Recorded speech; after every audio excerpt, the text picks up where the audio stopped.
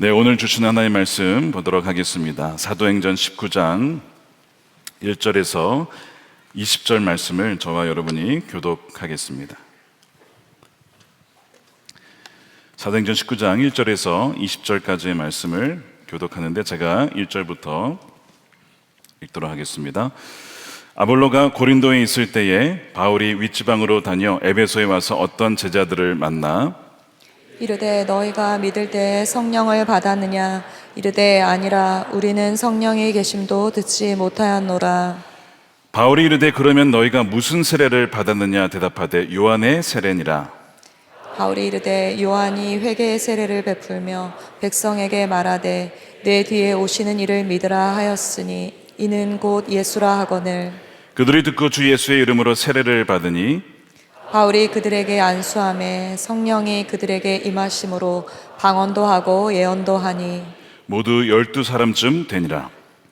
바울이 회당에 들어가 석 달 동안 담대히 하나님 나라에 관하여 강론하며 권면하되 어떤 사람들은 마음이 굳어 순종하지 않고 무리 앞에서 이 돌을 비방하거늘 바울이 그들을 떠나 제자들을 따로 세우고 두란노 서원에서 날마다 강론하니라.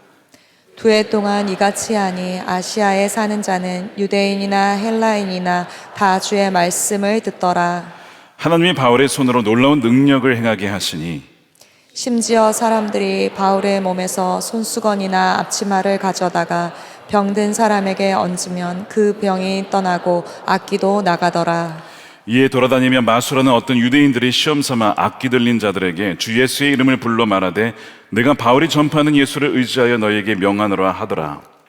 유대의 한 제사장 스게와의 7 아들들도 이 일을 행하더니 악기가 대답하여 이르되 내가 예수도 알고 바울도 알거니와 너희는 누구냐 하며 악기 들린 사람이 그들에게 뛰어올라 눌러 이기니 그들이 상하여 벗은 몸으로 그 집에서 도망하는지라. 에베소에 사는 유대인과 헬라인들이 다 이 일을 알고 두려워하며 주 예수의 이름을 높이고 믿는 사람들이 많이 와서 자복하여 행한 일을 알리며 또 마술을 행하던 많은 사람이 그 책을 모아가지고 와서 모든 사람 앞에서 불사르니 그 책 값을 계산한 즉 은 5만이나 되더라. 이와 같이 주의 말씀이 힘이 있어 흥왕하여 세력을 얻으니라. 아멘. 하나님의 말씀입니다. 사도행전 세상으로 보냄받은 성령 공동체 29번째입니다. 말씀과 성령 에베소 부흥의 비밀이란 제목의 말씀을 나누겠습니다. 우리 아까 찬양했던 것 중에 가사를 우리 한번 좀 외치고 싶은데요. 부흥이 있으리라 이 땅에 라는 가사를 제가 부흥이 있으리라 하면 여러분들은 이 땅에, 그리고 제가 이 땅에 하면 너무 좋습니다. 자, 제가 해보겠습니다. 부흥이 있으리라 이 땅에. 자, 이건 연습이고 다시 진짜 하겠습니다. 이제 자, 부흥이 있으리라 이 땅에. 할렐루야. 네, 아멘. 우리 주님께 감사의 영광의 박수를 올려드립니다. 부흥이 있습니다. 그리고 부흥을 위한 또 하나님의 때가 있습니다. 여러분, 사실 이 부흥을 우리가 갈망하고 또 실제로 부흥이 일어나고 있지만 또 이 부흥은 전적으로 하나님의 주관적인 영역이라 우리가 어떤 시간을 정한다고 해서 그 시간과 장소에 막 일어나는 것은 아닙니다. 오늘 본문에 보면 사도 바울의 이 3차 선교 여행이 이제 나오는데 에베소가 나오죠. 근데 사실 원래 2차 선교 여행 때 이 에베소에 사도 바울이 가려고 했었는데 하나님이 허락하지 않으셔서 못 갔던 곳이 바로 이 에베소, 이 아시아 지역입니다. 그런데 이번에는 하나님께서 허락하셔서 이 에베소, 아시아 지역에 오게 된 거죠. 3차 선교 여행 지도를 한번 보시기 바랍니다. 3차 선교 여행. 자, 여러분 우측에 보시면 이제 수리아 안디옥을 지나서 쭉 다소를 지나서 더베와 저 지역을 지나서 안디옥을 지나 비시디아 안디옥을 지나서 가게 되는 곳이 바로 에베소입니다. 사도행전 19장 우리가 지금 여기에 와 있습니다. 저 에베소 지역을 한번 보세요. 저 에베소 지역, 말씀드린 것처럼 2차 선교 여행 때 아시아에서 말씀을 전하고자 했지만 성령께서 막았던 곳입니다. 자, 말씀을 보여주시면 사도행전 16장 6절입니다. 성령이 아시아에서 말씀을 전하지 못하게 하시거늘 그들이 부르기아와 갈라디아 땅으로 다녀갔다. 자, 그래서 전하지 못하게 해서 가게 된 곳이 비두니아라고 하는 북쪽 지역이었는데, 거기도 하나님께서 성령께서 막으셔서 가게 된 곳이 두로아를 통해서 마게도냐 지역으로 넘어갔죠. 이상하지 않습니까? 에베소 지역 가서 복음을 전하고자 했는데 성령께서 막으시고 허락하지 않으셨다가 이제는 허락하셨어요. 그리고 그곳에 갔더니 바로 이 에베소에서 이제 부흥이 일어나게 되는 거예요. 자, 이 말씀을 가만 보게 되면 하나님의 놀라운 때가 있다는 것입니다. 어떤 때입니까? 영혼들이 구원받고 가정이 변하고 사회가 바뀌어지는 그 하나님의 부흥의 때가 있다는 것입니다. 그것이 여러분들의 가정 가운데 또 여러분들의 삶 가운데 일어나게 되기를 축복합니다. 그래서 이 성령의 세례가 임하게 되면서 이 종교 생활을 하던 이들이 이제 성령 충만을 받고 성령의 은사가 나타나게 되어지고, 이 에베소 지역에 악기가 떠나가고 마술을 하던 사람들이 그 마술책들을 다 불태워버리고 주 예수님을 찬양하는 그런 놀라운 부흥이 이 에베소 지역에 일어나게 된 것이죠. 자살률 1위라고 하는 이 대한민국의 이 불명예, 또한 수많은 중독, 게임과 음란과 또 술 중독과 이런 이 중독에 사로잡혀 있는 세대들을 구출하기 위해, 그들을 정말 구원하기 위해 하나님의 부흥이 너무나 절실한 것이죠. 정말 부흥은 하나님께서 일으키실 때에 사람을 바꾸시고 그 모든 결박을 푸시고 그를 자유케 하시는 놀라운 구원의 능력인 줄로 믿습니다. 우리가 그 부흥을 위한 기도를 여러분 쉬어서는 안 된다는 거예요. 하나님께서 하나님의 때에 이루신다는 것입니다. 제 미국의 1차 대각상 운동을 경험했던 이 조나단 에드워즈가 이런 얘기를 했습니다. 부흥은 오직 하나님만이 주실 수 있다는 것을 확신시키는 많은 증거가 있습니다. 인간의 능력으로는 세상에 그러한 행복한 변화를 가져올 수 없다는 것이 놀랍게 드러나고 있습니다. 부흥은 전적인 하나님의 역사라고 하는 거예요. 그런데 그렇다고 해서 우리는 그냥 가만히 있으면 되냐? 여러분, 그렇지 않습니다. 하나님이 하셔야 될 일이 있고 또한 우리 편에서 해야 될 일이 있다는 거예요. 우리 편에서는 하나님의 말씀을 믿고 순종하는 것입니다. 믿고 순종하는 그것이 우리에게 필요한 거예요. 그럴 때에 그런 이들을 통해 하나님께서는 부흥을 일으키시는 거예요. 지금 이 사도 바울이 지금까지 자신의 계획을 내려놓고 성령의 인도하심을 따라 순종해 왔더니 에베소에서 부흥이 일어나잖아요. 놀라운 부흥이 일어나잖아요. 자, 이제 앞으로 계속 제가 이제 말씀을 드리겠지만 어떻게 부흥이 일어났지? 어떻게 바울은 그 부흥의 통로가 될 수 있었을까에 대한 부분을 제가 반복적으로 말씀을 드리도록 하겠습니다. 자, 이 에베소라는 도시는 원래 부흥하는 도시가 아니고 굉장히 영적으로 어두운 도시였습니다. 이 로마 제국 당시에 로마, 알렉산드리아 다음으로 큰 도시라고 여겨질 정도로 크고 굉장히 사람들이 많이 모이는 도시였어요. 근데 이 당시에 이 사람들이 숭배하던 신이 몇 개요? 50개. 그러니까 하여튼 지금 일본도 그렇고 인도도 그렇고 하여튼 모든 영역 속에 신을 다 갖다 놓은 거예요. 그래서 그런 신들을 섬기고 숭배하는 것이 바로 에베소였는데, 그 중에 이제 대표적인 신이 아데미라고 하는 여신입니다. 이 아데미는 풍요의, 어떻게 보면 다산의 여신입니다. 다산과 마술과 점성술의 여신이에요. 그래서 아데미 신상을 보게 되면 이제 모양이 굉장히 독특합니다. 여성인데 되게 독특한 모습으로 다산을 표현하는 그런 모습으로 이렇게 그려져 있습니다. 그렇다 보니까 이 에베소에서 마술을 행하는 일은 굉장히 인기가 많았어요. 사람들이 대부분 마술을 원했고 의지했습니다. 특별히 가난하고 교육받지 못한 사람들이 마술을 의지했다는 것이죠. 자, 이렇게 마술에 성행하는 곳이 에베소였는데 얼마나 영적인 전쟁이 여러분 치열을 했겠습니까? 자, 사도 바울이 이 에베소에 왔는데 여기에 어떤 제자들이 있었던 거예요. 그것이 오늘 1절의 얘기죠. 이 제자들은 누구냐면 바로 사도 바울이 오기 이전에 있었던 아볼로의 제자입니다. 아볼로는 성경학자요, 어떻게 보면 성경 교사였어요. 그래서 구약의 말씀에 굉장히 능통했던 사람인데, 이제 이 아볼로가 제자들을 가르쳐서 예수 그리스도에 대해서 알려주었는데, 십자가의 죽으심과 부활과 승천과 성령의 이 임재에 대해서는 가르치지 않은 채 그렇게 있었던 거예요. 그러다가 나중에 브리스길라와 아굴라를 통해서 아볼로가 배웁니다. 배우고 나서 이제 아볼로는 다른 곳으로 가게 되고, 이제 이 사도 바울이 왔는데 이 제자들은 그 아볼로가 배웠던 것을 배우지 못한 채 남겨진 채 있었던 것이죠. 바울이 제자들을 만났는데 분명히 제자라고 되어 있는데 뭔가 이상한 거예요. 뭐가 이상했을까요? 제자라고 했는데 성령이 안 계신 것 같아요. 사도 바울이 분별력이 있잖아요. 믿는 사람이라고 하는데 안 믿는 사람 같은 거예요. 종교 생활만 하는 거예요. 그래서 묻기를 이렇게 묻는 겁니다. 너희가 믿을 때에 성령을 받았느냐라고 묻어요. 여러분, 성령을 받았으면 이런 걸 질문하면 좀 기분 나쁘잖아요. 날 뭘로 보고 성령을 받았냐고 물어보냐. 근데 왜 이 질문을 했냐면 성령을 안 받은 게 확실하거든요. 그래서 물어본 거예요. 그러니까 이들이 아니나 다를까? 아니라 우리는 성령이 계신지도 모른다는 거예요. 이런 답변을 하는 겁니다. 성령 존재 자체를 모른다는 거예요. 여러분들은 성령님을 아십니까? 여러분들 안에 성령이 와 계심을 여러분 느끼십니까? 경험하십니까? 매일 그분과 대화하십니까? 성령의 인도하심을 따라 사십니까? 우리 안에 성령이 계심을 아는 자가 바로 주님의 자녀인 것이죠. 근데 이들은 이 성령을 전혀 모르는 제자들이었어요.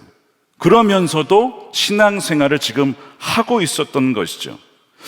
그러니까 우리로 얘기하면 교회도 다니고 성경 말씀도 알고 예배도 드리는데 성령을 모르는 그런 거의 그리스도인이라고 표현하죠. 영어로는 almost Christian 혹은 90%, 90% 크리스천 뭐 이렇게 표현할 수도 있습니다. 겉으로 보면 뭐 그리스도인이라고 볼 수 있어요. 근데 성령이 없는 거예요. 자, 그러다 보니까 어떻게 신앙생활을 하냐면 이 말씀을 알긴 알지만 이 말씀을 누구 힘으로 살아가는 거예요? 내 힘으로. 이 말씀은 내 힘으로 살아가는 거예요. 성령의 힘으로, 성령의 감동으로, 성령이 주시는 능력으로 순종이 되어지는 것이 아니라 억지로 순종하려고. 그러다 보니 어떤 일이 따로 벌어지냐면 율법적으로 다른 사람을 정죄하고 판단하게 되는, 그렇게 종교 생활을 하게 되어지는 그런 안타까움을 보게 되죠. 사실 이들이 뭐 잘못이겠습니까? 복음을 제대로 듣지 못해서 성령을 누리지 못한, 받지 못한 것인데 이들도 어떻게 보면 피해자인 것이죠. 오늘 말씀해 보니까 이들이 이 요한의 세례만 알았다는 거예요. 여러분, 요한의 세례는 회개의 세례입니다. 그러니까 성령을 받기 이전에 너희가 먼저 회개해야 돼. 그 회개의 의미로 세례를 받았어요. 근데 그 다음에 세례 요한이 이런 얘기를 했죠. 나는 너에게 물로 주지만 그는 성령으로 세례를 줄 거야. 그러면서 이제 예수님이 오시고 죽으시고 부활하시고 성령으로 이제는 그분의 영이 우리 안에 온다는 것을 정확하게 알려줬어야 되는데 이들은 그걸 모른 채 그냥 회개만 알고 있었어요. 그러니까 내주하심, 성령의 내주하심을 모른 채 살아가는 것이죠. 말씀은 알고는 있지만 성령이 없으니 마치 여러분, 말씀이 성령이 없다면 이 말씀은 메마른 장작과 같습니다. 메마른 장작이에요. 마찬가지로 반대로 얘기하면 말씀 없이 성령만 있으면 불은 타오르지만 금방 꺼집니다. 말씀과 성령은 함께 있어야 되는 거예요.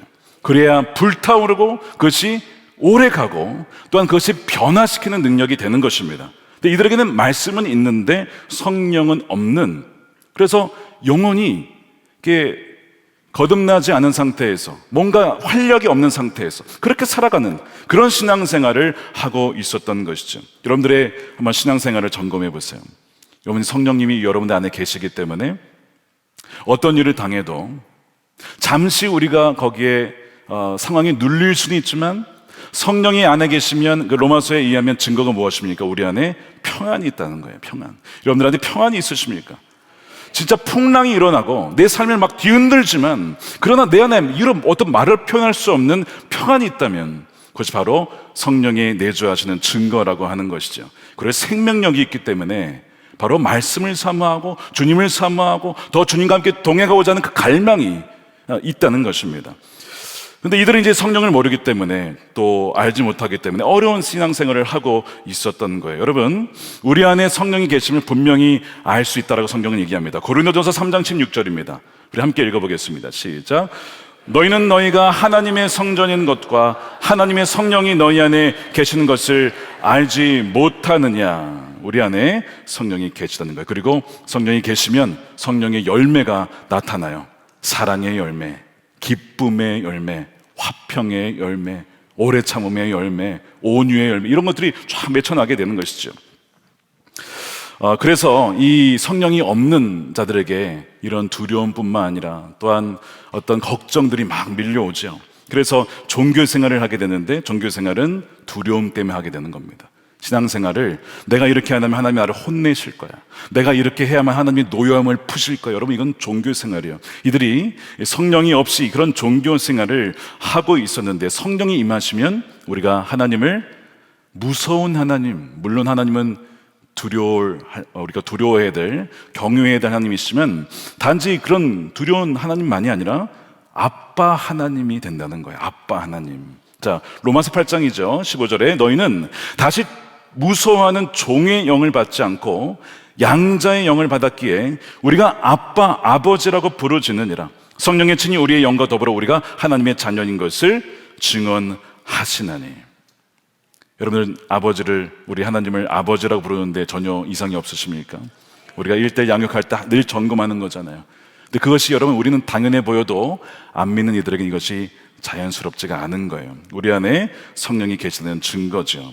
그러니까 지금 이 에베소 제자들의 문제는 바로 성령이 없이 신앙생활을 하려는 데 문제가 있고, 이 시대에도 그런 분들이 굉장히 많다는 거예요. A.W. 토저라는 분이 이런 얘기를 했습니다. 만약 오늘날 교회에서 성령을 뺀다 해도 우리가 하는 일이 95%가 계속될 것이고 아무도 차이를 알지 못할 것이다. 만약 신약교회에서 성령을 뺐다면 그들이 행했던 일이 95%는 멈췄을 것이고 모두 그 차이를 알았을 것이다.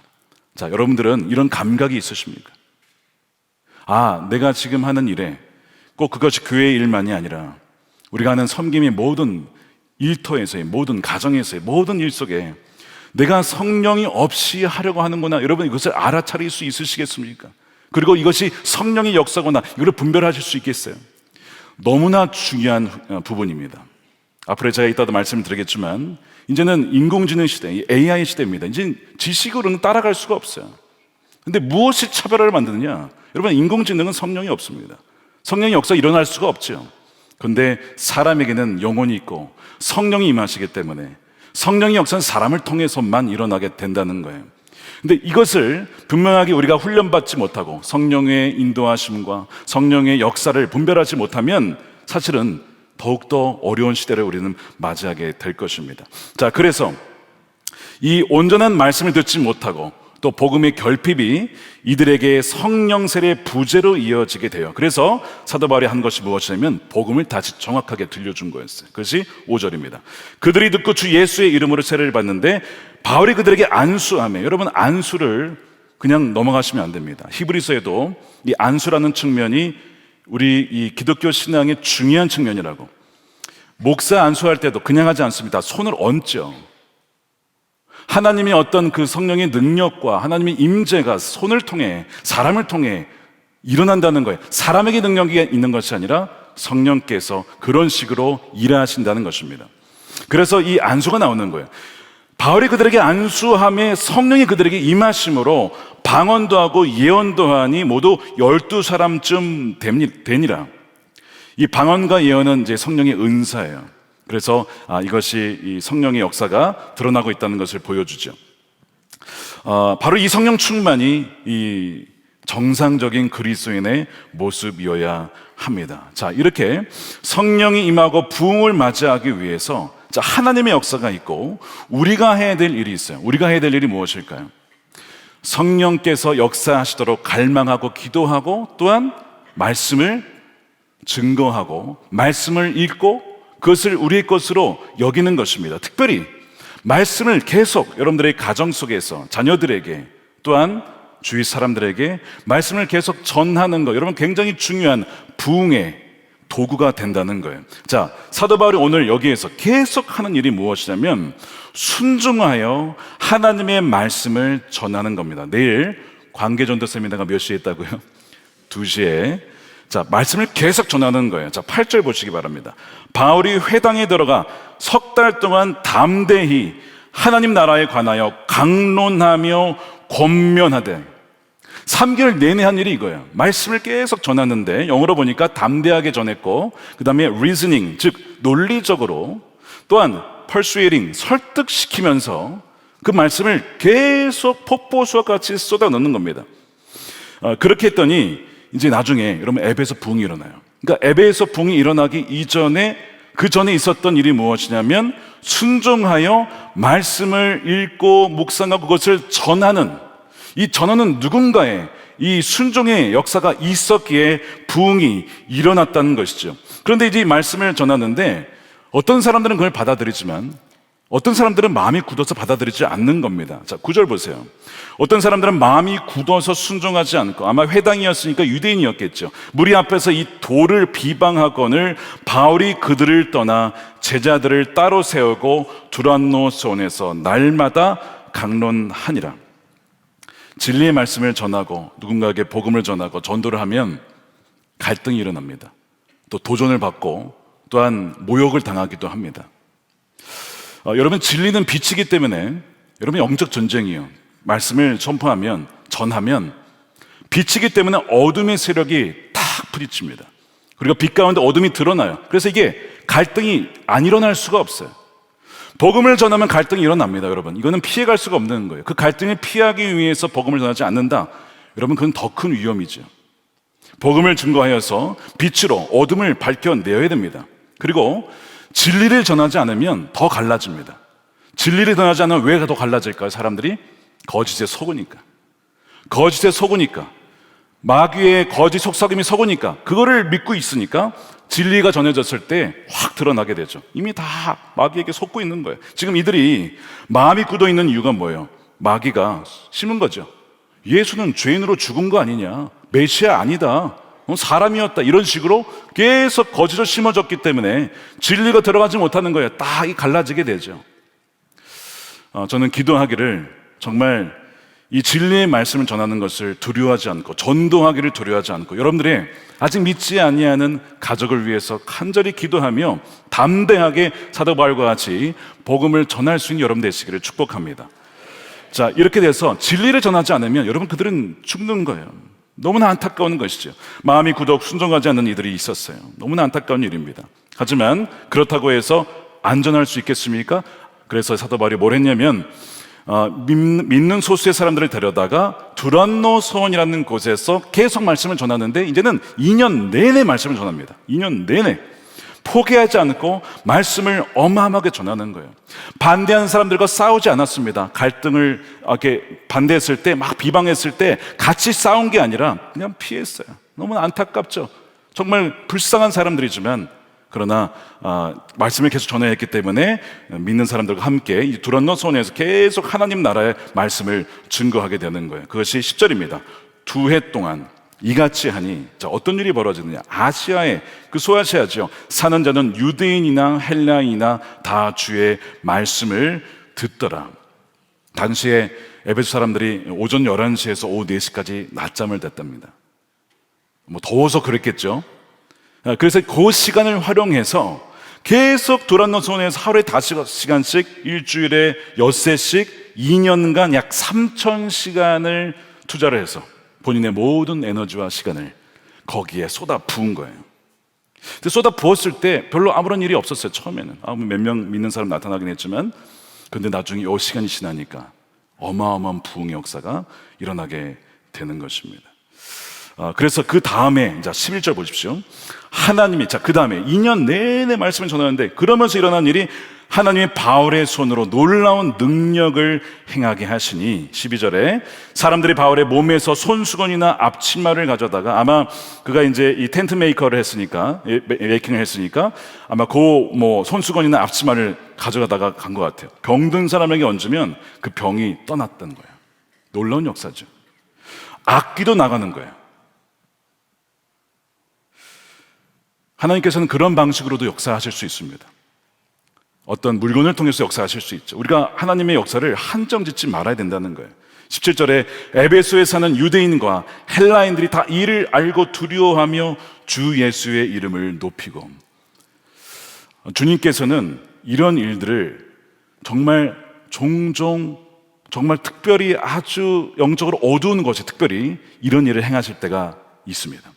제가 IT라고 하는 그 곳에 선교를 갔다 그랬잖아요. 거기 부두교라고 하는 종교가 있어요. 토척 종교. 인형을 만들어 놓고 사람 저주하는 거 있잖아요. 이렇게. 그거를 믿는 주술사들이 있어요.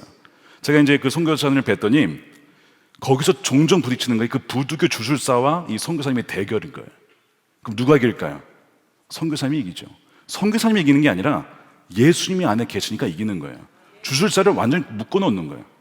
주술사가 두려워하더라는 거예요. 힘을 잃어버린다는 거예요.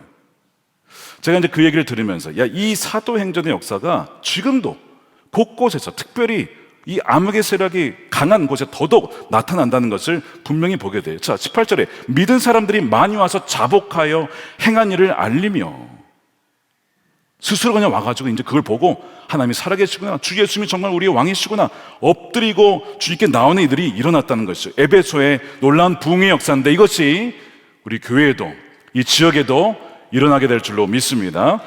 여러분, 부흥이 오기 전에 선행된 것이 무엇이냐? 오늘 말씀에서 강조하고 있는 것이 무엇이냐면 성령을 의지하여 전한 말씀의 선포입니다. 어마어마한 말씀이 계속 선포가 된 거예요.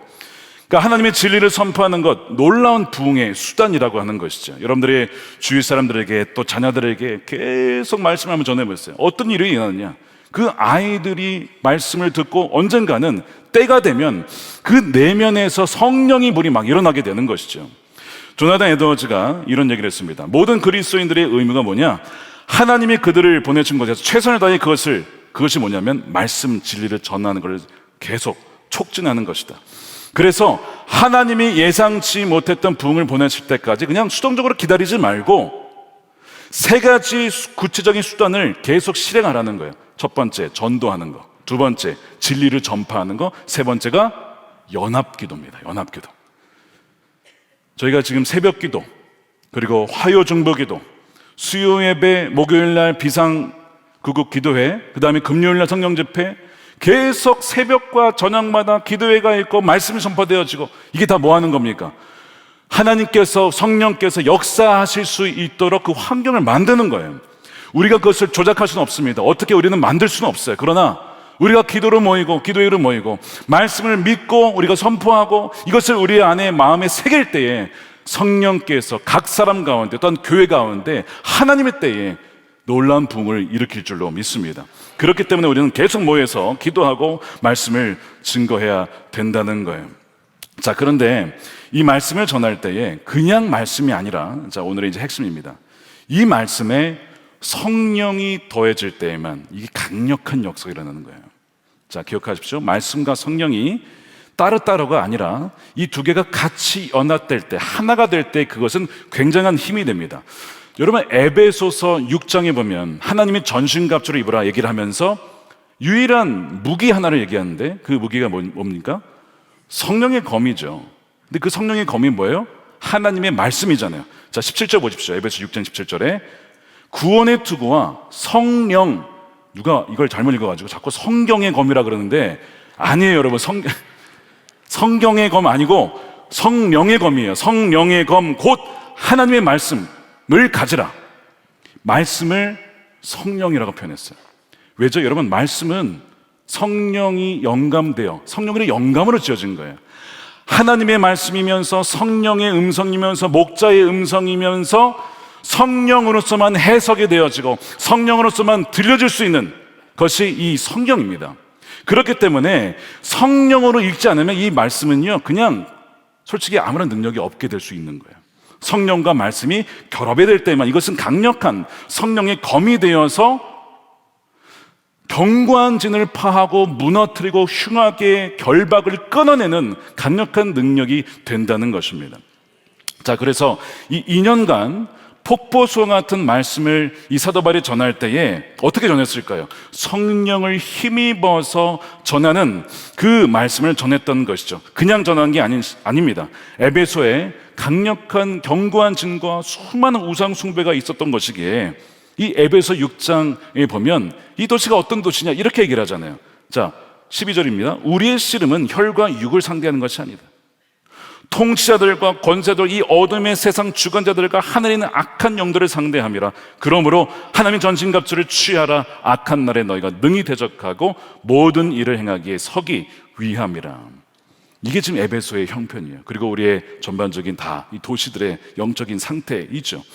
이 상태에서 우리가 이기려면 주 안에 머물러 있어야 되고 전신갑주를 입어야 되고 성령의 검을 쥐고 있어야 된다는 거예요. 그래서 이 사도 바울이 계속 2년간 이 지역이 어마어마하게 영적으로 어두우니까, 경건전이 강하니까 말씀을 어느 곳보다 훨씬 더 많이, 자주 말씀을 증거했던 것입니다. 당시의 인구가 많게는 한 15만 명이었다고 합니다. 당시에 에베소 인구가. 자, 우리 성남이 얼마예요? 100만이에요. 100만. 옆에 우리 송파, 위례, 광주, 저 분당하면 수백만이에요. 자, 수백만을 사로잡고 있는 악한 영들이 있잖아요.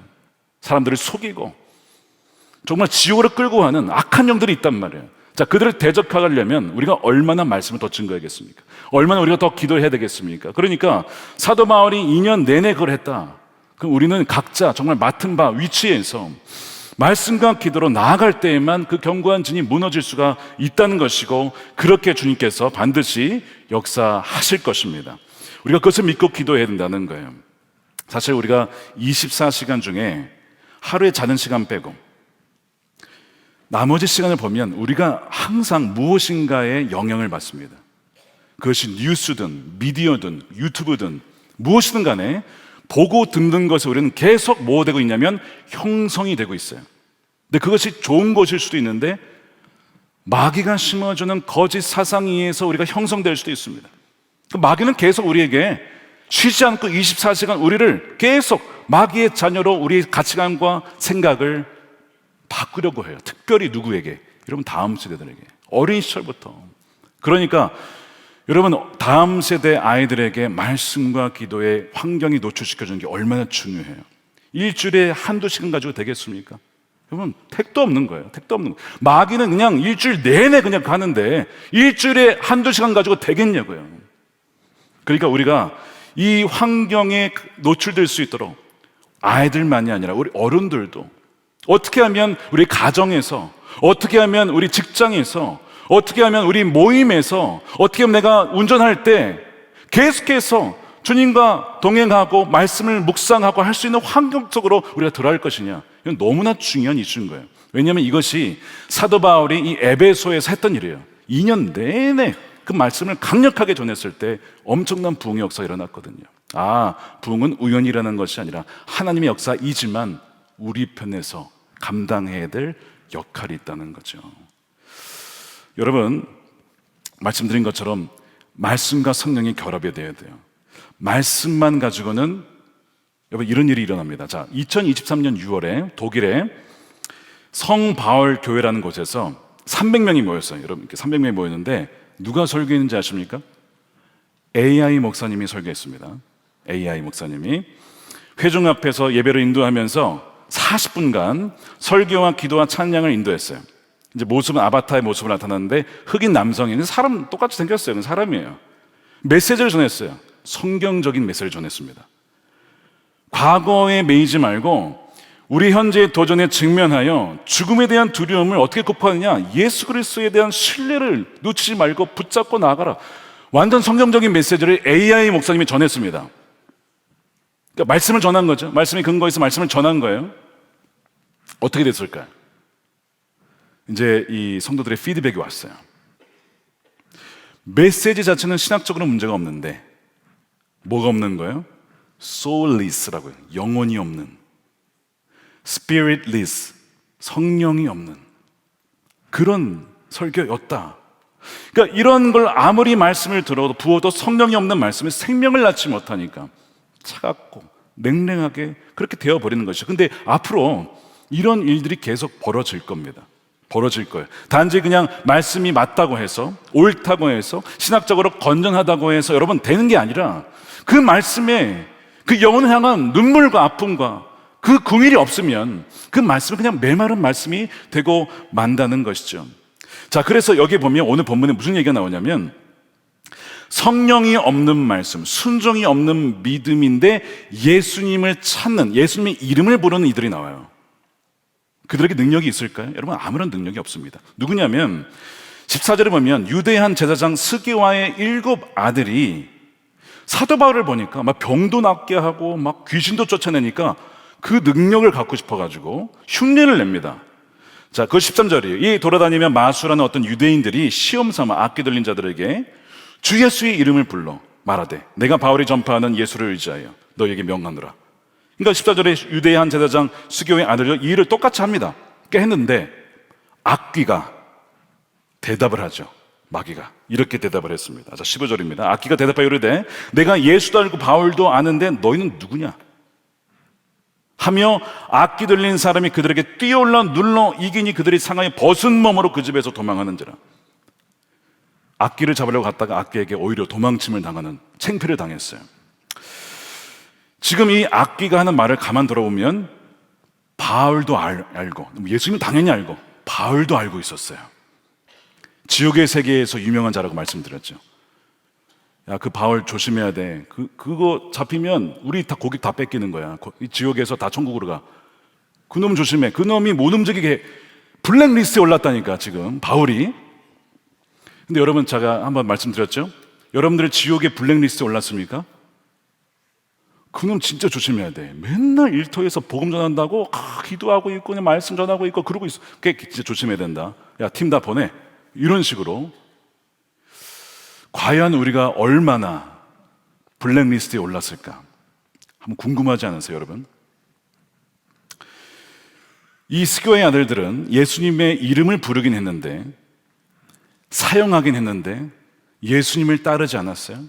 예수님을 진짜 믿고 순종하지 않았어요. 순종함이 없는 채에 예수님의 이름만 이용하려고 했을 때 아무런 그들에게는 능력이 없었던 거예요. 여러분, 예수님의 이름은 무슨 부적도 아닙니다.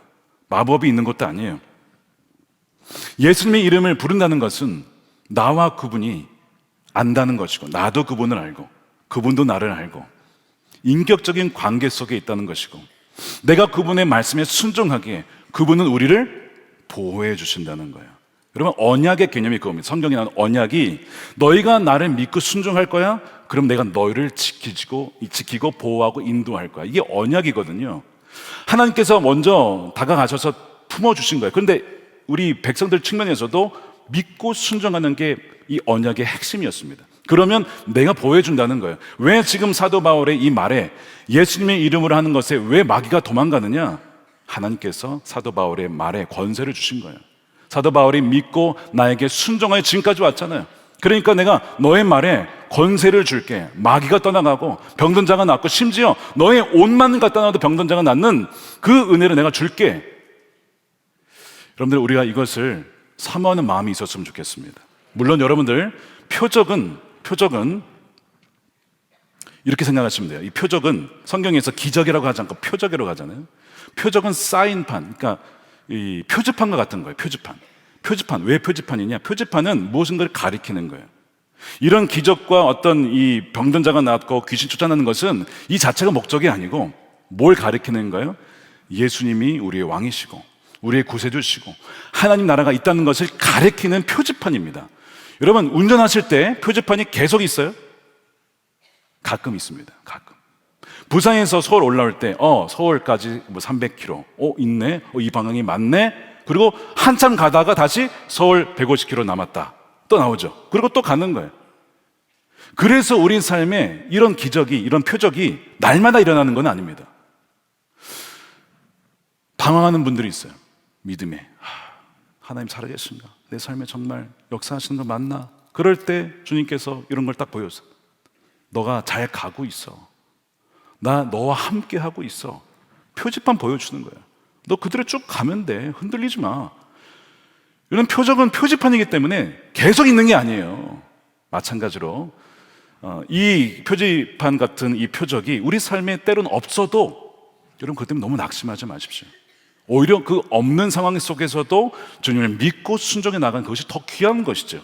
근데 주님께서는 우리 연약함을 아시기에 우리 믿음이 흔들릴 때에 때로는 이런 것들을 보여주셔서 나 너와 함께 하고 있고 너 잘 가고 있고 너 믿음의 싸움 하고 있는 거 내가 잘 알아 라고 격려해 주시는 그런 놀라운 역사. 또한 안 믿는 사람들이 야, 이 길이 정말 맞는 길이야, 그래서 표지판을 딱 보여줘, 맞는 길이야 라고 보여주면서 그들도 하나님 나라에 동참할 수 있도록 이런 일을 허락해 주신다는 거예요. 저는 바라기를 우리 교회에도 또 계속해서 그런 일이 일어나고 있어요, 사실. 근데 이것이 우리의 목적은 아닙니다. 항상 이런 일들이 통해서 더 주님을 의지하고 바라보고 주목하고 신뢰하라고 우리에게 주시는 선물이 있는 것입니다. 그러나 주님께서 사실은 이런 은혜를 주시려고 할 때에 예수님이 사시던 고향에서는 사람들이 안 믿어서 일어나질 못했어요. 뭐 그런 일도 있어요. 우리의 믿음 없음 때문에 주님이 역사하실 수 없는. 그러므로 우리가 주님의 온전한 신뢰하심을 믿고 나아갈 때에 주님께서는 여전히 우리 삶 가운데 역사하실 줄로 믿습니다. 자, 그래서 이제 이 부분은 사실 우리가 좀 깊이 묵상해야 될 부분이에요. 이 마귀가, 악귀가 도대체 넌 누구냐라고 했단 말이에요. 이것이 혹시 우리에게 벌어질 수 있는 일은 아닌가를 봐야 되는 것이죠. 자, 스교와의 일곱 아들에게 이 마귀는, 악귀는 권능이 없다는 것을 간파하고 있어요. 근데 이것이 과연 우리에게도 일어나는 것은 아닌가.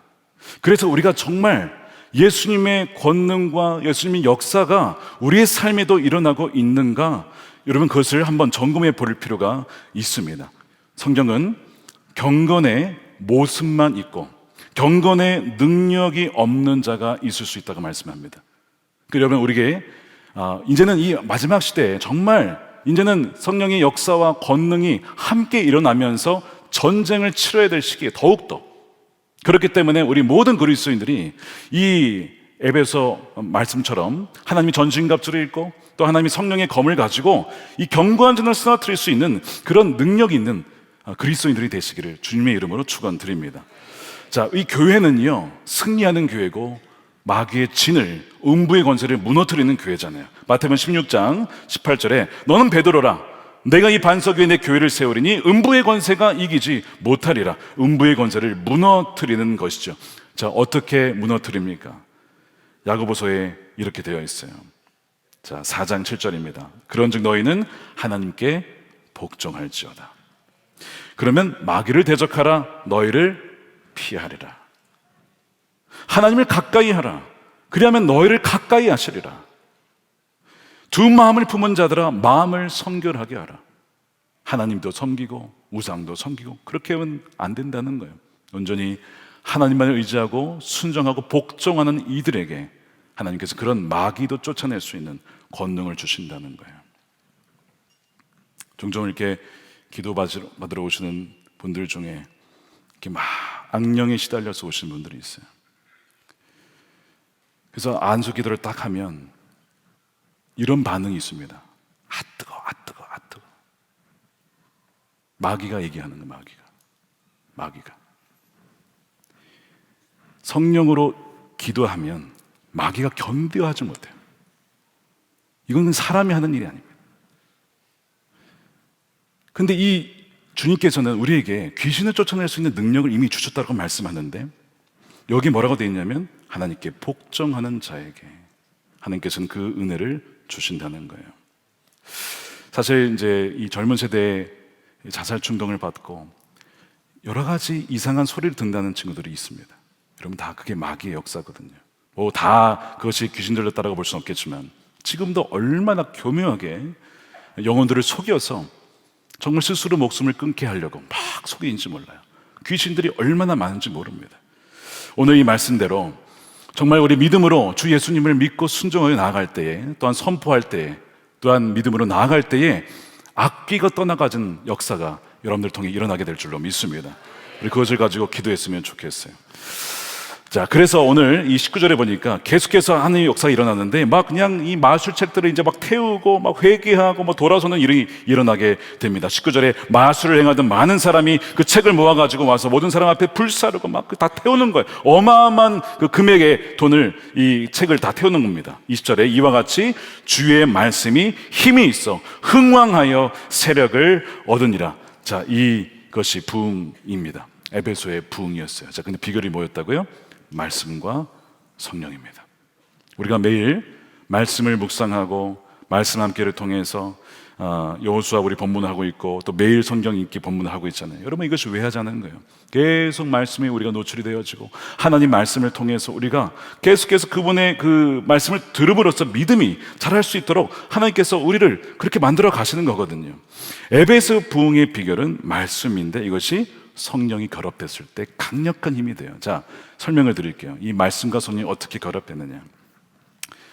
성경을 읽으실 때 여러분 성경 그냥 읽으시면 안 됩니다. 주님, 이것이 성령으로 영감된 말씀이니 오늘 이 말씀을 통해 저에게 깨닫게 해주시고 저의 마음의 눈과 귀를 열어주셔서 성령의 음성을 듣는 이 말씀이 되게 해주십시오. 그렇게 성령을 의지하여 말씀을 읽으시는 거예요. 그리고 말씀을 쭉 읽으십시오. 그리고 그 말씀이 내게 주시는, 이 글자가 아니고 내게 주시는 하나님의 음성, 내게 주시는 예수님의 음성으로 믿고 받아들이는 거예요. 자, 그러면 어떤 일이 일어나느냐? 첫 번째, 그 순간 정말 내게 주시는 음성으로 내 가슴에 확 다가오는 말씀이 있어요. 그게 있을 수 있어요. 첫 번째. 두 번째는 읽었는데 아무런 감동이 없을 수도 있어요. 아마 한 70% 정도는 되게 아무런 그냥 감동 없이 쭉 읽는 경우가 있으실 거예요. 자, 근데 그게 아무런 감동이 없는 게 아닙니다. 언제 일어날까요?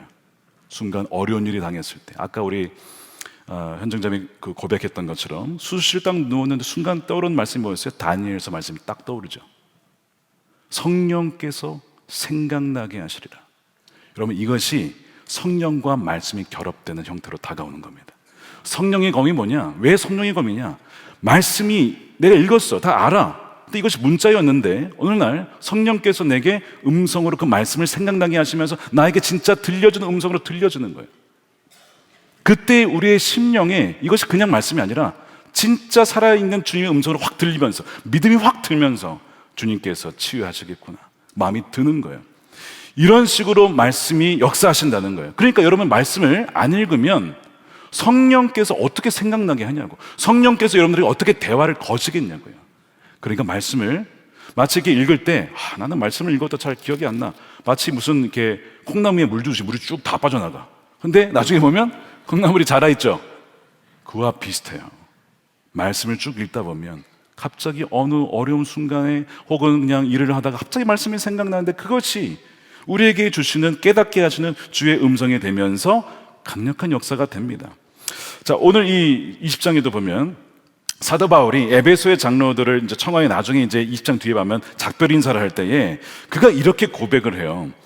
20장 31절입니다. 우리 읽지 않았지만, 그러므로 여러분이 일깨어 내가 3년이나 밤낮 쉬지 않고 눈물로 각 사람을 훈계하던 것을 기억하십시오. 사도 바울이 말씀을 전할 때 그냥 한 게 아니라 눈물로 밤낮 기도하며 그 영혼들에 대한 애절한 마음으로 말씀을 전한 거예요.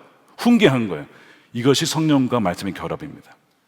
눈물로 기도하는 가운데 이 말씀이 정말 그 영혼들에게 깨우치고 그들이 돌이키고 그들이 옛사람의 모습에서 벗어나서 새 사람이 되어갈 수 있는 그 사람이 될 수 있도록 눈물을 흘리는 가운데 전했을 때에 이것이 강력한 그들에게 힘이 되고 역사가 일어나게 되는 배경이 되었다는 것이죠.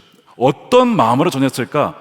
여기 구체적으로 나와 있지는 않지만 나중에 이제 감옥에 갇혀서 에베소서 4장, 즉 편지를 보냈죠, 에베소 교회에. 그때 이런 얘기를 해요. 아마 이런 느낌이었을 거예요. 4장 30절입니다. 여러분, 하나님의 성령을 근심하게 하지 마십시오.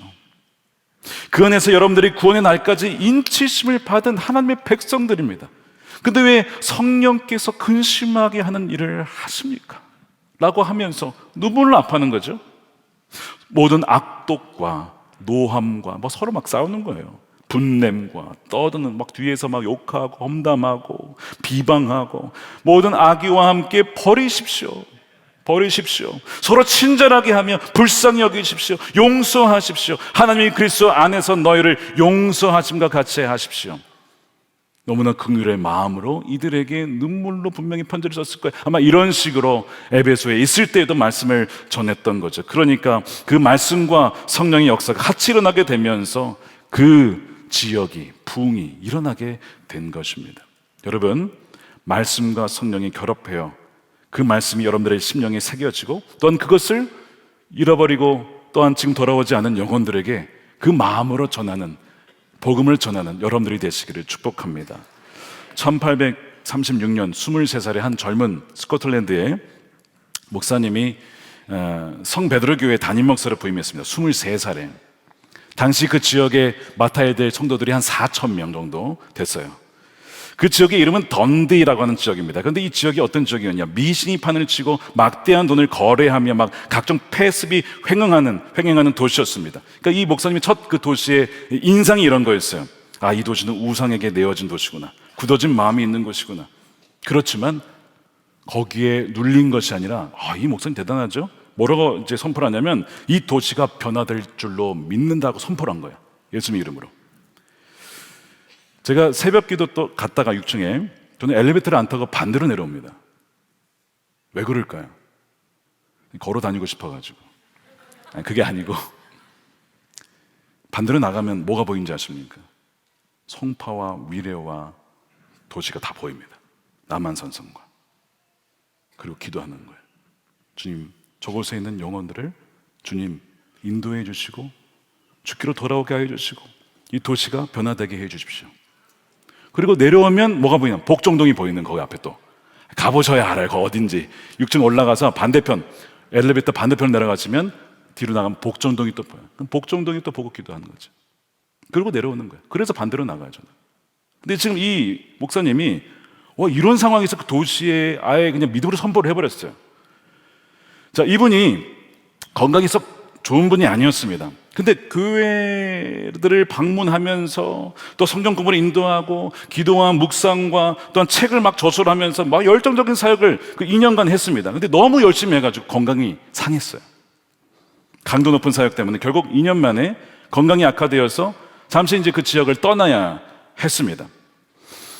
1년이 지난 다음에 이제 1년 동안은 다른 목사님이 또 와서 목회를 하고 1년이 지나서 성지순례를 마치고 1839년 말에 다시 그 던리라는 지역으로 왔는데 어떤 일이 벌어졌을까요?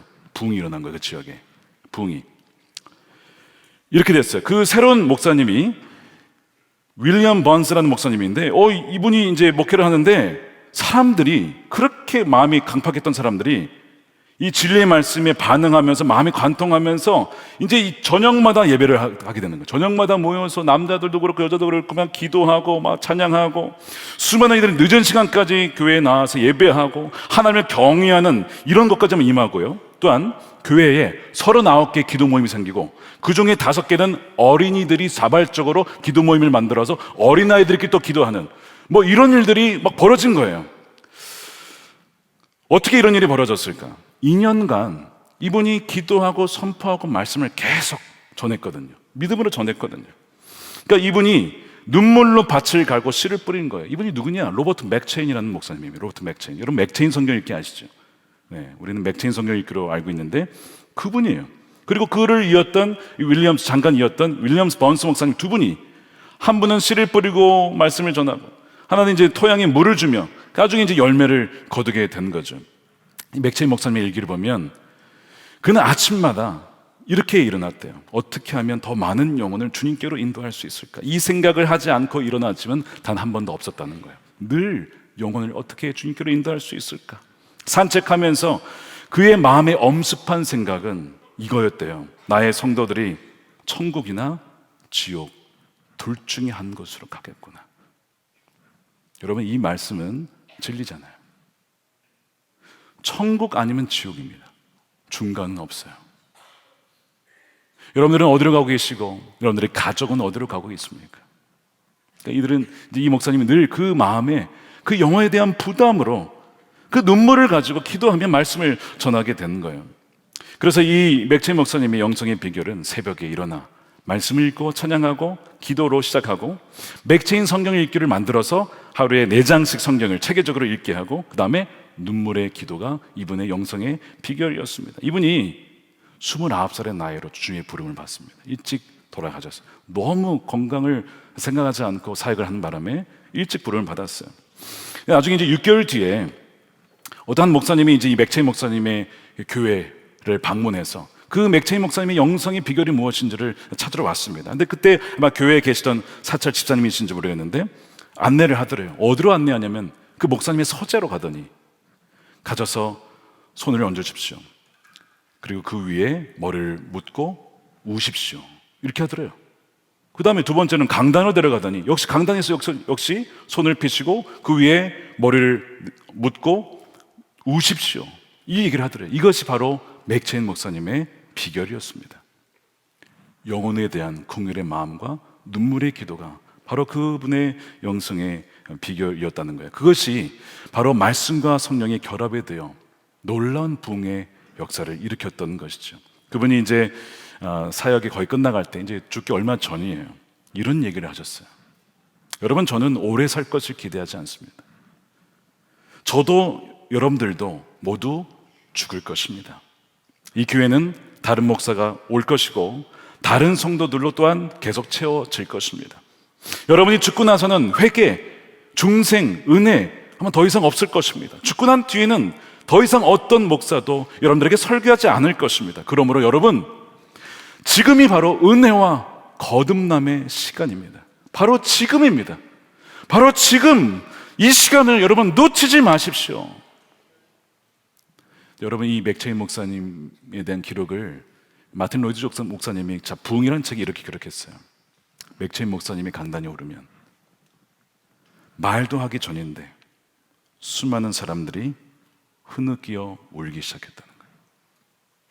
그분이 그런 영혼에 대한 애통한 마음을 가지고 말씀을 전한 것을 사람들도 알았고 그의 말씀을 통해 변화되어지고 거듭나지는 놀라운 역사가 있었던 것이죠. 여러분, 부흥은 지금도 일어나는 일입니다. 2023년에 에즈베리 부흥 기억하시죠?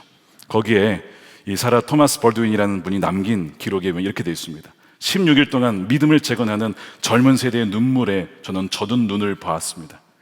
그 강단을 영적인 눈으로 바라본다면 수천 명의 정서적, 영적 속박의 사슬이 떨어져 나간 것을 볼 수 있을 것입니다.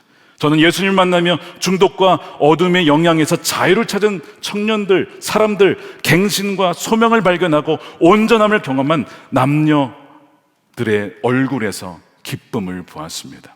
이런 일들이 에즈베리에서만 일어난 것이 아니라 우리 대한민국에도 또한 우리 소나목자계에도 계속 일어나게 될 줄 믿습니다. 그러므로 우리가 기도해야 됩니다. 주님, 부흥을 허락하여 주시고 우리의 심령에, 우리의 가정에, 우리의 교회에, 이 지역사회 가운데, 나라 가운데 주의 부흥을 허락하여 주시옵소서. 우리의 기도를 멈추지 아니하고 연합하여 기도하며 말씀을 전하며 전도하며 정말 그 죽어가는 영혼을 위하여서 마음에 품고 울며 기도하는 그런 여러분들을 통해서 새로운 부흥의 역사가 일어날 줄로 믿습니다. 우리 함께 우리 하기 전에 찬양하고 우리 기도하는 시간 갖도록 하겠습니다. 우리 주 하나님, 우리 찬양하고 기도합시다.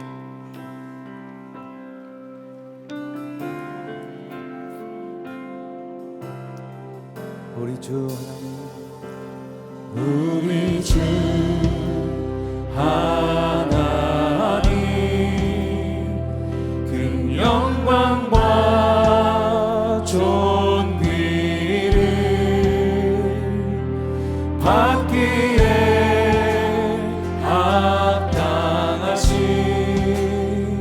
지금 여기 계신 하나님,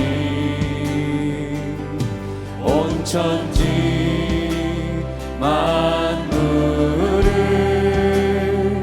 지으시고 다스리는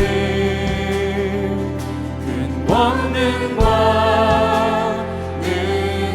능력으로 주의 말씀 이루시니 거룩하다 거룩하다 주 하나님, 곧 전능하시니여 하나님 나라의 안에 주임제 하실 때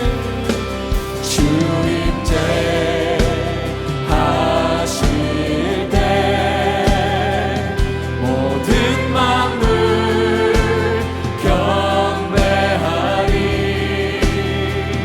어둠 권세 물러가네.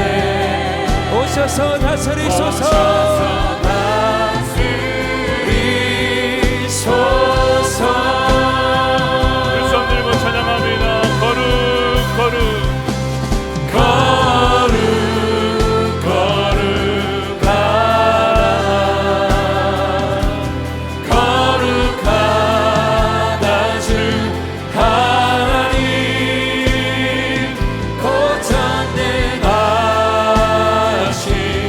전능하시니여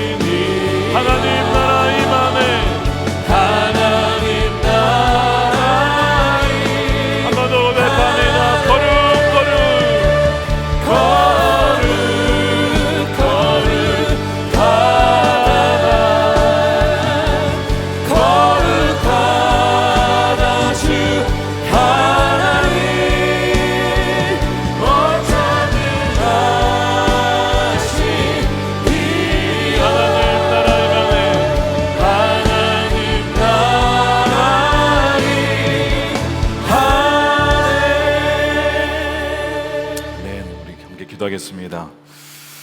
우리 세 가지 기도할 텐데 우리 첫 번째 기도하겠습니다. 우리에게 두 가지가 다 있어야 됩니다. 하나는 말씀, 그리고 성령입니다. 레마의 말씀이라고 하죠.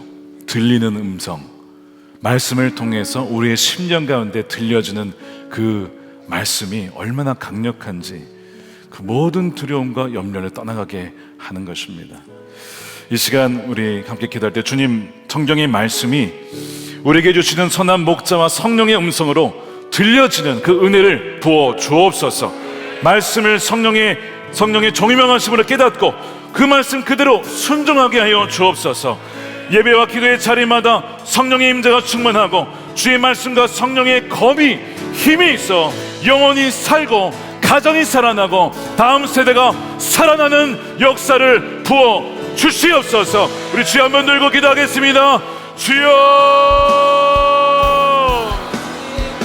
하나님 주님, 성령과 말씀의 권능이 하나님 우리 모든 가정과 남은 세대와 하나님 교회와 지역과 나라 가운데 에베소의 본처럼 주님 일어나게 하여 주시옵소서. 하나님 마술치를 불태워버리고 하나님의 권능 앞에 나와 무릎 꿇는 하나님 놀라운 권능의 역사가 주여 일어나게 하여 주옵소서. 하나님 주의 말씀에 놀라운 권능이 하나님 우리 레마의 말씀이 우리 모든 심령들마다 들려주게 하여 주시옵소서.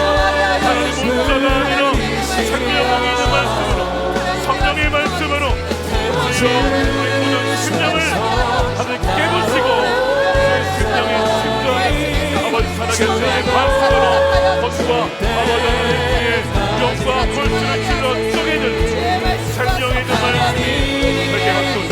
하나님의 믿음으로 취하며 마감인 어떤 말씀이든 순종할 수 있고 성령을 더하여 주옵소서. 주의 모든 경관 주옵소서. 지어다 오너들 지어다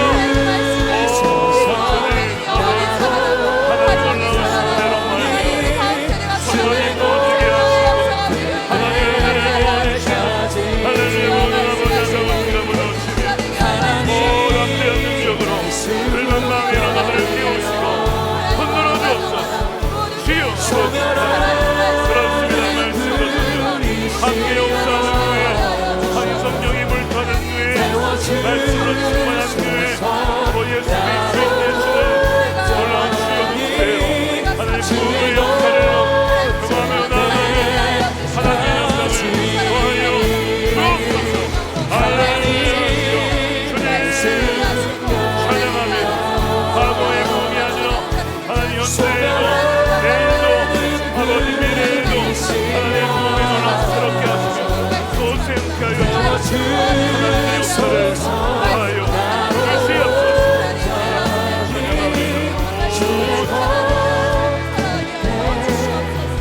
주시옵소서.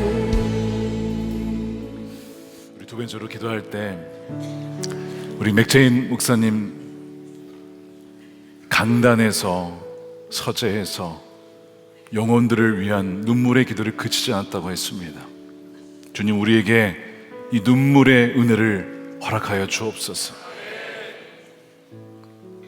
사도 바울이 에베소에 있는 성도들을 또 제자들을 말씀 전할 때 그냥 한 것이 아니라 밤낮 기도로 눈물로 훈계했다는 거예요.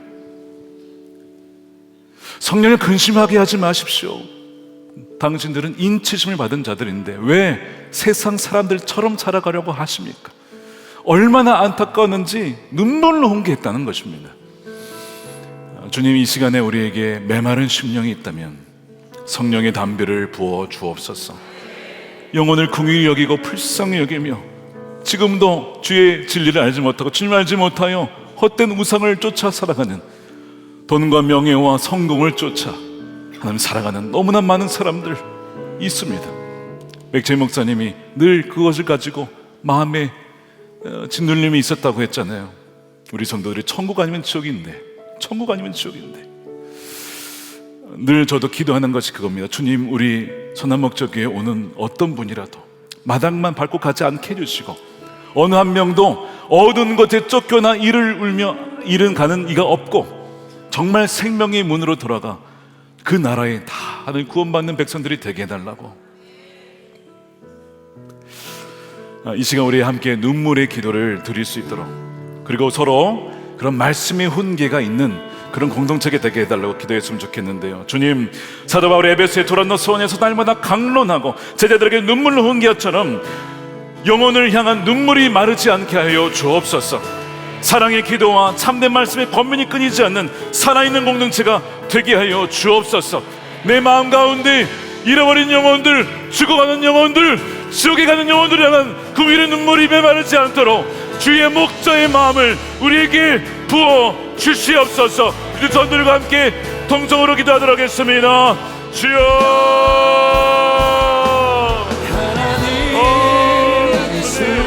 죽어가는 영혼을 향한 우리의 눈물이 메마르지 않기를, 죽어가는 영혼을 향한 우리의 눈물이 메마르지 않기를 원합니다. 천국한 것 지옥입니다. 생명한 것 죽음입니다. 주님을 믿지 못하고 죽어가는 영혼들이 얼마나 많은지 모릅니다. 얼마나 많은지 모릅니다. 주여, 불쌍히 여겨 주옵소서. 우리로 돌아와야 잃어버린 양들이 있다고 했습니다. 우리로 돌아와야 양들이 있다고 했습니다. 주여, 우리를 통하여 그들을 건져 주옵소서. 눈물로 함께하며 우리 크며 우리 사랑하는 자녀들이 돌아오도록 아버지 하나님,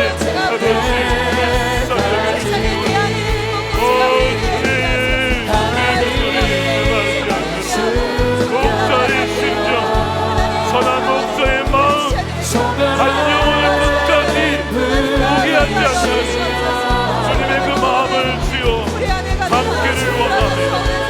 주의 그들의 마음을 부어주옵소서. 도시를 향한 애들한 마음을 도와주시고, 젊은이들을 향한 강력과 쾌락을 쫓아, 헛된 성공을 쫓아, 헛된 욕망과 탐욕을 쫓아, 헛된 것에 목숨을 걸고 있는 살아가는 많은 그것을 지어 아버지, 우리 다음세를 기도하고 나아가는 주옵소서.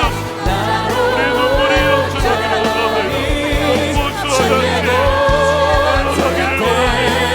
하나님 말씀하기를 원합니다. 이렇게 나아가기를 원합니다.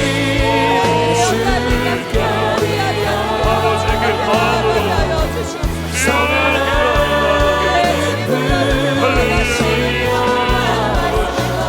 그리하여 만면 성도가 사랑하는 세대를 그리하여 모든 곳에서 살아나는 하나님 분명한 목소리과 되게 하여 우리 마지막으로 기도하기 전에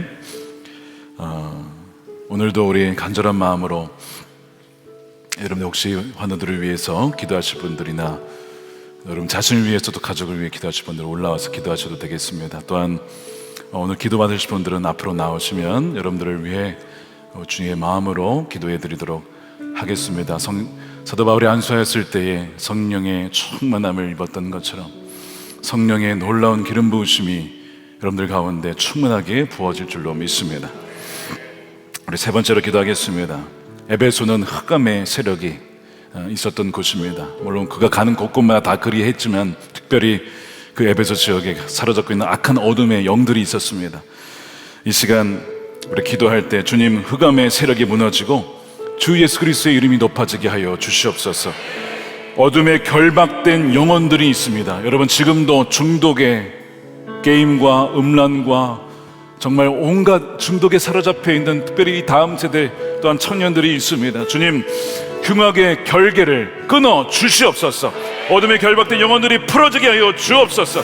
미신과 우상숭배, 죄의 굴레가 과감히 성령의 능력으로 끊어지게 하여 주옵소서. 회개하여 회개의 영을 부어주셔서 주께로 돌아오게 하여 주시옵소서.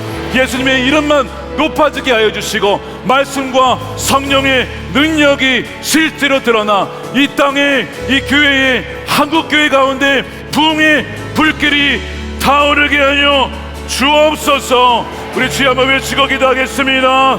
주여, 할렐루야.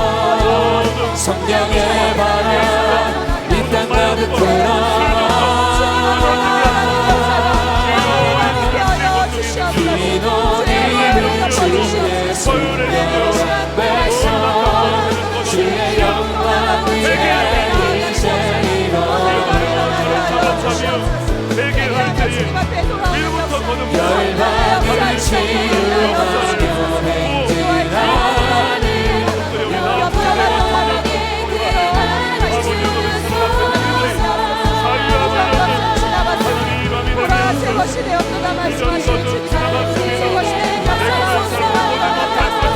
생명의 진리 그렇게 역사하여 주시옵소서. 예수님의 이름에 말씀하시는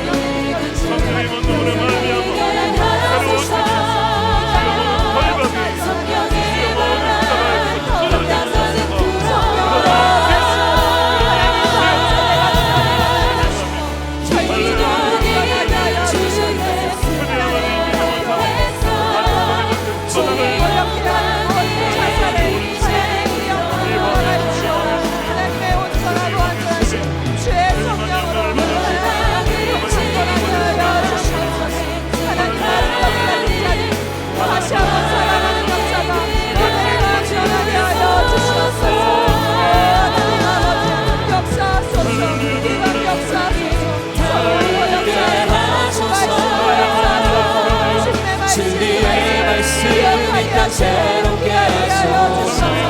포기하지 않는 기도로 주님 앞에 매달리며 성령의 보혈로 주님 앞에 기르게 하소서. 성령의 바람 이 땅 가득 불어와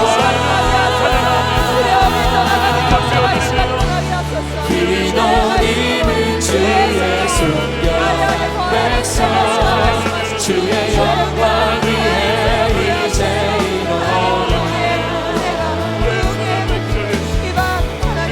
열방을 치유하며 영광의 그날을 주소서.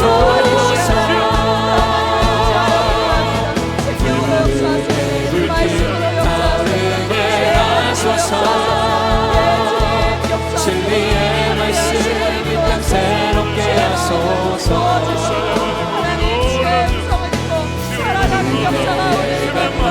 그르게 하소서.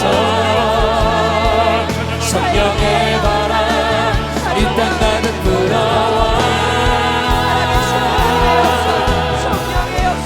기도님은 주의 순결한 백성 주의 영광 위에 이제 일어나 열방을 치유하며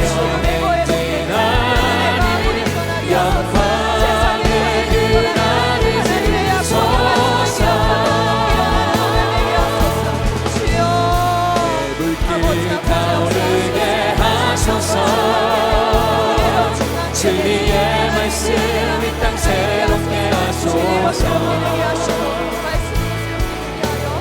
은혜의 강물 흐르게 하소서. 성령의